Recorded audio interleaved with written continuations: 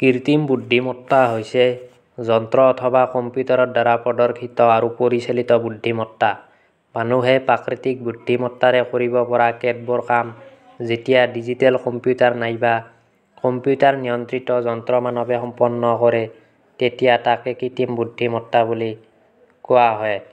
কৃত্ৰিম বুদ্ধিমত্তা কম্পিউটাৰ বিজ্ঞানৰ এটি বিভাগ, য'ত মানুহৰ বুদ্ধিমত্তা আৰু চিন্তা শক্তিক কম্পিউটাৰৰ দ্বাৰা অনুকৃত কৰাৰ চেষ্টা কৰা হয়।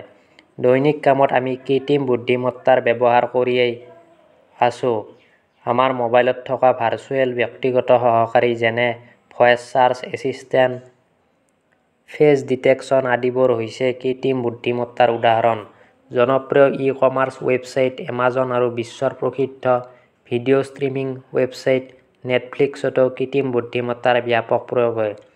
কৃত্ৰিম বুদ্ধিমত্তাক তিনিটা বিশেষ প্ৰণালীত সাধাৰণতে ভাগ কৰিব পাৰি: বিশ্লেষণাত্মক, মানৱ অনুপ্ৰেৰিত আৰু মানৱকৃত কৃত্ৰিম বুদ্ধিমত্তা। 1956 চনত ডাৰ্থমাউথ কলেজৰ এখন গৱেষণা সন্মিলনত কৃত্ৰিম বুদ্ধিমত্তা শব্দটো প্ৰথমবাৰৰ বাবে উচ্চাৰিত হৈছিল। 1966 চনত কৃত্ৰিম বুদ্ধিমত্তাক পাঠ্যক্ৰমৰ এক বিষয় হিচাপে অন্তৰ্ভুক্ত কৰা হৈছিল।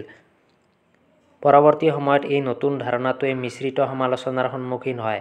1974 পৰা 1980 চনলৈকে এই সময়খিনিক কৃত্ৰিম বুদ্ধিমত্তাৰ শীতকাল বুলি কোৱা হৈছিল, য'ত এই গৱেষণা স্থবিৰ হৈ পৰিছিল।